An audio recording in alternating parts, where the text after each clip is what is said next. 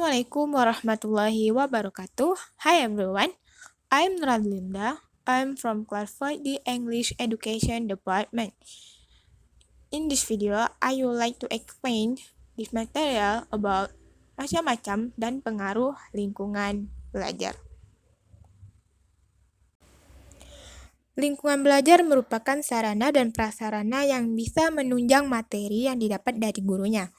Lingkungan belajar itu tidak berpatok pada lingkungan sekolah atau universitas, akan tetapi lingkungan belajar bisa berada di luar lingkungan sekolah.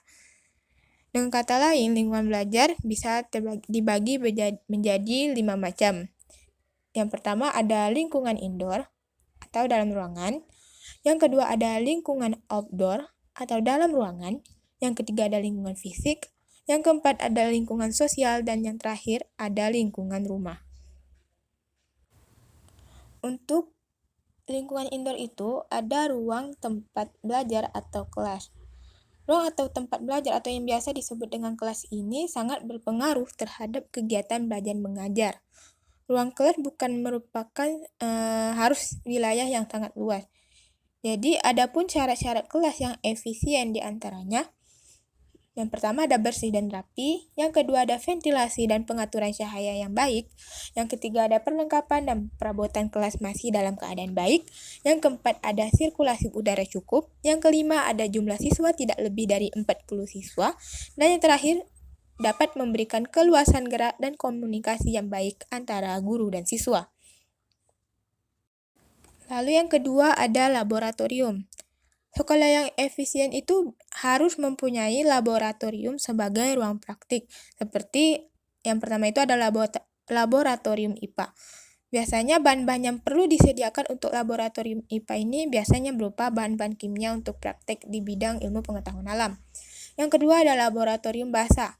Biasanya bahan-bahan yang harus disediakan untuk laboratorium bahasa ini berupa peralatan laboratorium itu yang seperti kaset dan tape recorder.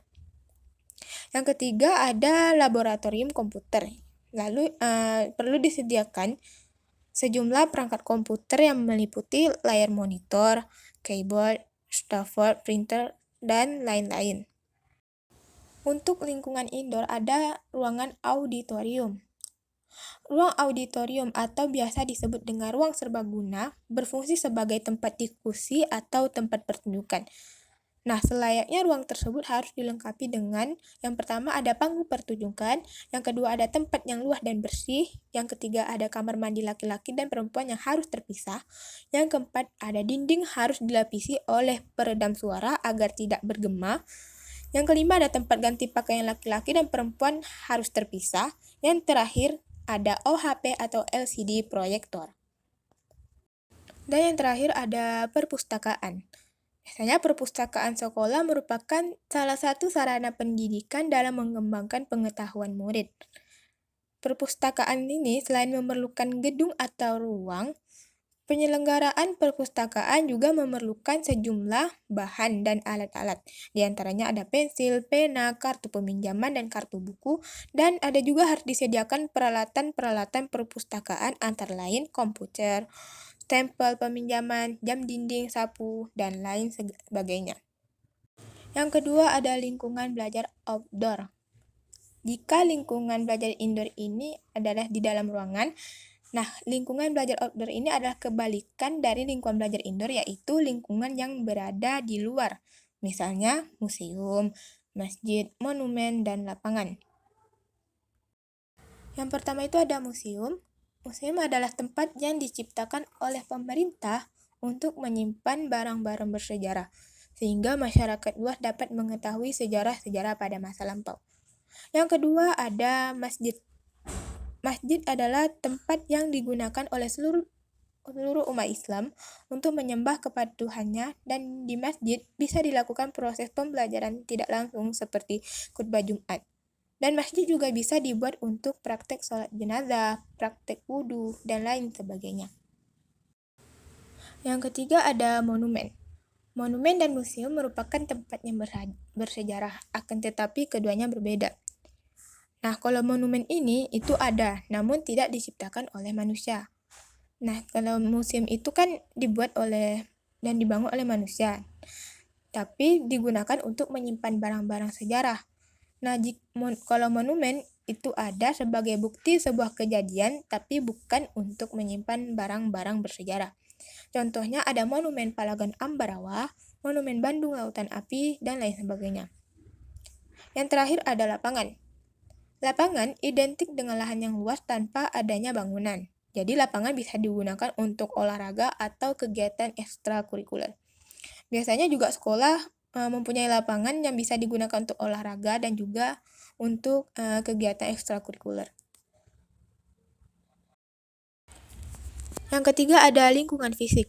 Lingkungan fisik adalah lingkungan yang ada di sekitar peserta didik, baik itu di kelas, sekolah, atau di luar sekolah yang perlu dioptimalkan pengelolaannya.